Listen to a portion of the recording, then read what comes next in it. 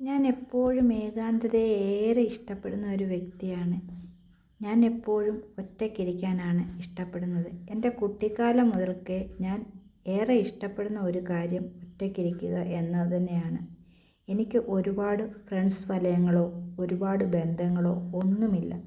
ഞാൻ എപ്പോഴും തനിയെ യാത്ര ചെയ്യാനും തനിയെ ഇരിക്കാനും എൻ്റേതായ ലോകത്തിൽ ഒതുങ്ങിക്കൂടാനും ആഗ്രഹിക്കുന്ന ഒരു വ്യക്തിയാണ് ഞാൻ. മറ്റുള്ളവരുടേതായ കാര്യങ്ങളിൽ എനിക്ക് ഇടപെട്ട് കാര്യങ്ങളെ പ്രശ്നപൂരിതമാക്കാനും അനാവശ്യമായ കാര്യങ്ങളിൽ ഇടപെടാനും ഒരു താല്പര്യവുമില്ല.